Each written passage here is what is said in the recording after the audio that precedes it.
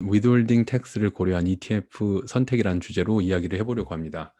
오늘 이야기는 캐나다에서 ETF를 투자하는 경우에 해당되기 때문에 한국에 계신 분들에게는 해당 사항이 없음을 미리 말씀드리겠습니다. 그러면은 제 얼굴을 줄이고 본격적으로 이야기를 시작해 보도록 하겠습니다. 우선 위드홀딩 텍스의 뜻부터 알아봐야 되겠는데요.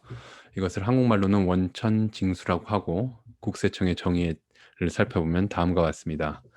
원천징수란 소득자가 자신의 세금을 직접 납부하지 않고 원천징수 대상 소득을 지급하는 원천징수 의무자가 국가나 회사가 되겠죠. 소득자로부터 세금을 미리 징수하여 납부하는 제도를 말합니다. 알듯 말듯 좀 복잡한데요. 간단하게 말씀드리면, 나중에 세금 안 내고 도망가지 못하게 내가 미리 세금을 떼어가마라는 뜻으로 생각하면 되겠습니다.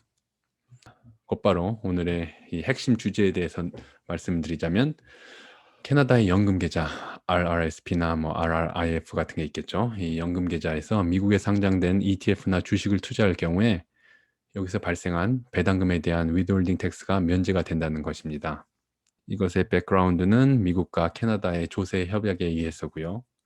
요것의 21항의 두 번째 항목을 보면은 좀 제외가 되는 경우들이 나와 있습니다. 저도 이런 것이 있다고만 했지 이렇게 찾아본 것은 이번이 처음인데요. 혹시 정확한 백그라운드가 궁금하신 분들을 위해서 한번 저도 찾아보았습니다. 그럼 이번에는 간단히 이 그림으로 설명을 드리고자 합니다.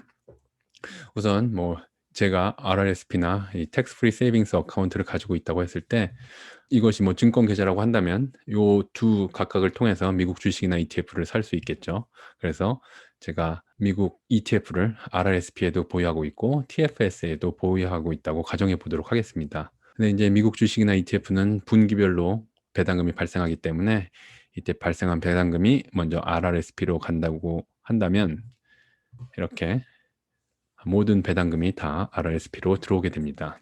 이에 반해서 TFS의 경우에는 85%만 저에게 들어오고 15%는 미국 IRS로 들어가게 됩니다. 위드홀딩 텍스가 떼고 85%만 제가 받겠죠.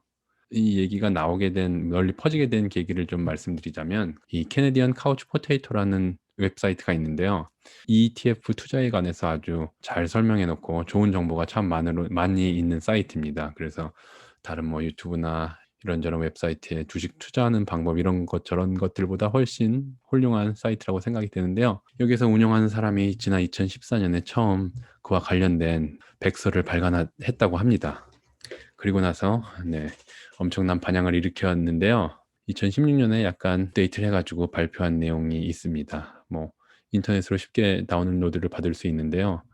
이렇게 한 20, 30페이지 정도 되는 백서인데 영어가 그렇게 어렵지 않고 아주 유익한 내용이기 때문에 기회가 되시면 한번 읽어보시는 것도 좋을 것 같습니다.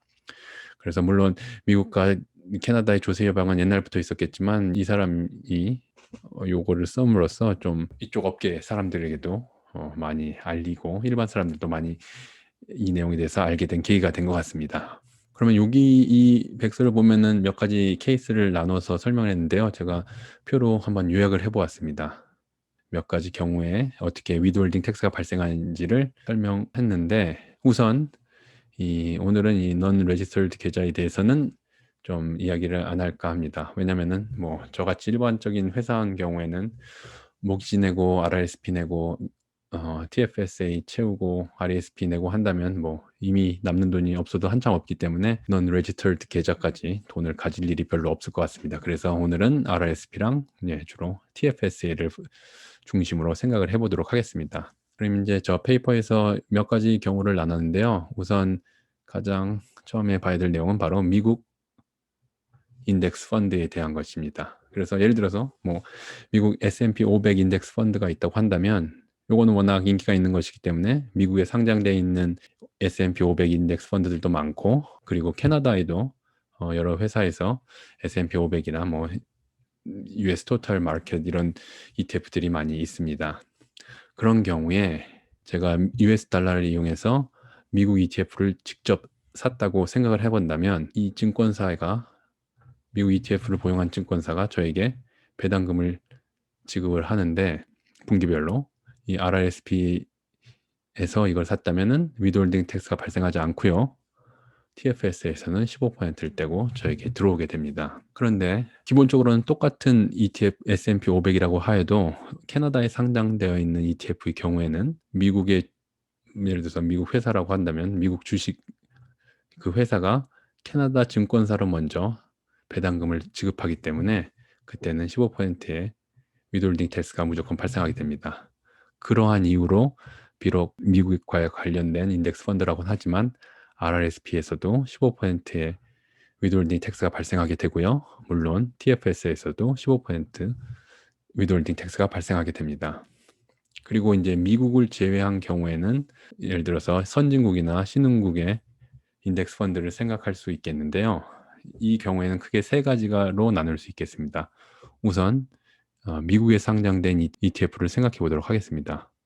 기본적인 개념은 바로 앞서 설명드린 것과 똑같지만 이번에는 선진국이나 개발도상국에서 미국, 예를 들어서 유럽의 한 나라에서 주식을 가지고 있다면 그 나라의 그 주식을 하나 가지고 있다면 여기서 미국 증권사로 배당금을 보낼 텐데요. 이때는 미국과 그 나라의 협약에 의해서 위드홀딩 텍스가 발생할 것입니다. 그리고 이번에는 이제 그 배당금들을 모아서 분기별로 이 미국 증권사가 저에게 배당을 하겠죠. 그때는 앞서 말씀드렸던 것처럼 RRSP 계좌라면 위드홀딩 텍스가 발생하지 않고 TFS에서는 위드홀딩 텍스도 발생하게 됩니다.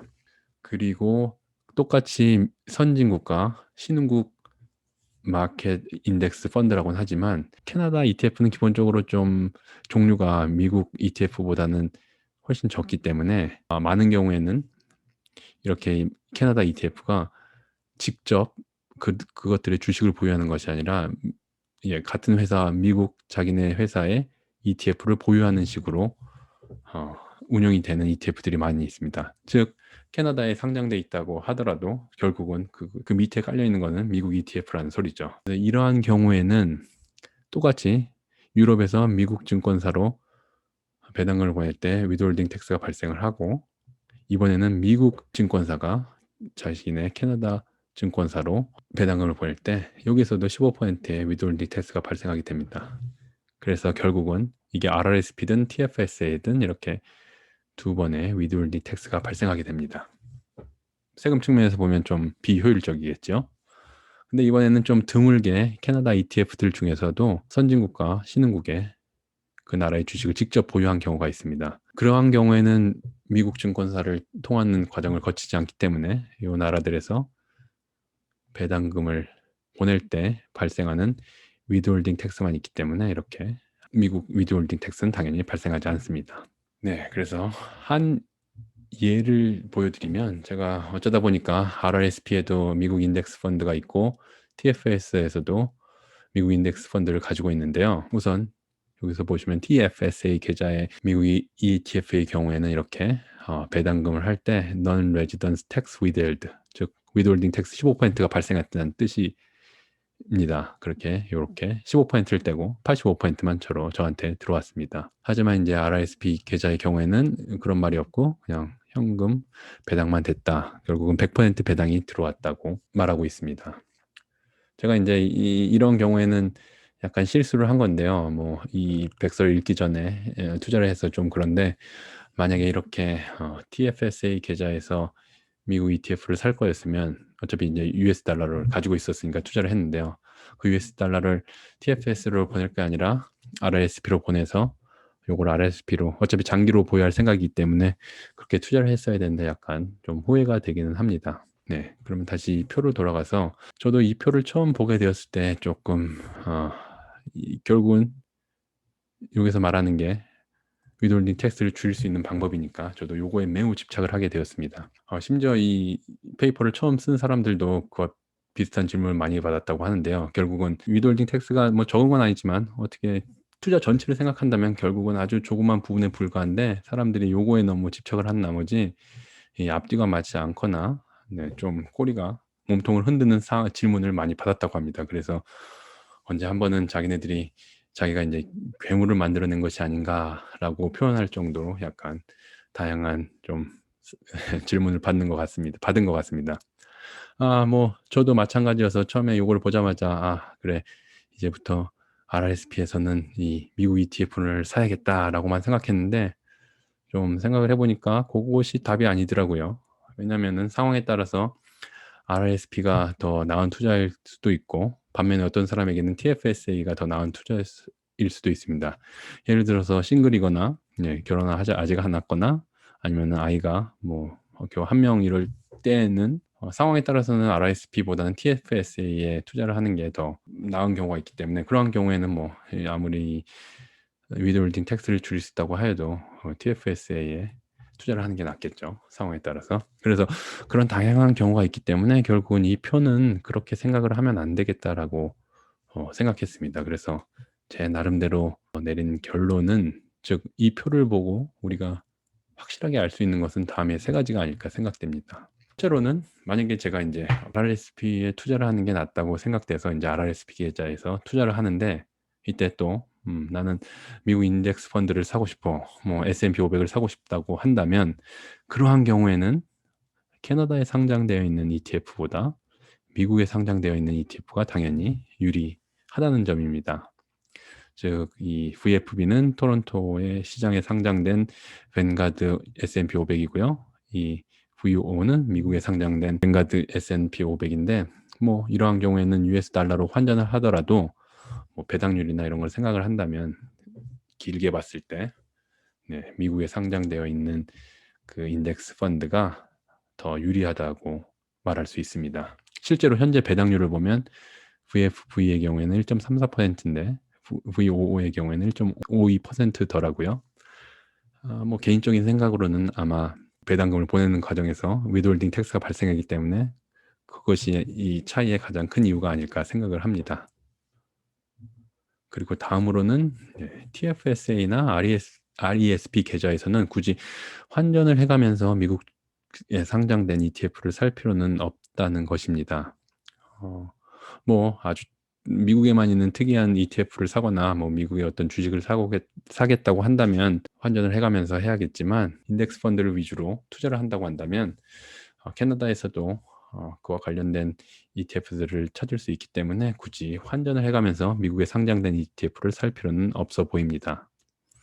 심지어 RESP 계좌는 US 달러로 계좌를 거래를 게 불가능하거나 증권사에 따라서는 가능한 경우도 있지만 수수료가 비싸기 때문에 별로 정말 RESP에는 캐나다 달러로만 거래를 하고 TFSA에서도 가능하면 캐나다 달러로 캐나다 시장에 상장된 것들을 사는 것이 세금 측면에서는 유리하다고 말할 수 있습니다.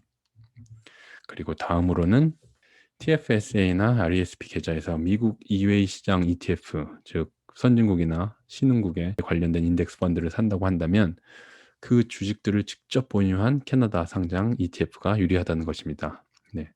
앞서 표에서 봤듯이 캐나다의 많은 ETF가 그저 미국의 자기네 같은 회사의 미국 ETF를 보유한 경우가 대부분이기 때문에 그런 것들보다는 한 달이 적게 거치는 고런 ETF가 유리하다는 것입니다.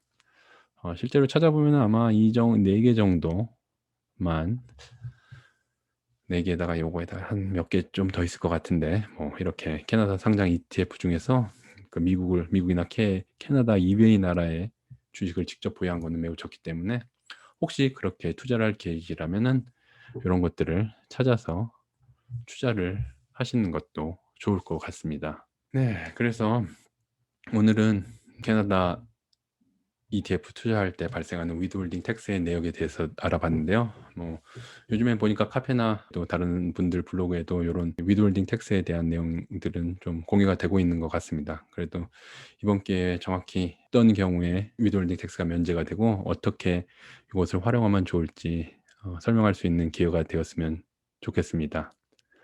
네. 그러면은 오늘 이야기는 여기서 마치기로 하고 다음번에 또 뭐 ETF나 인덱스 펀드에 관해서 좋은 내용이 있으면 또 공유를 해 보도록 하겠습니다.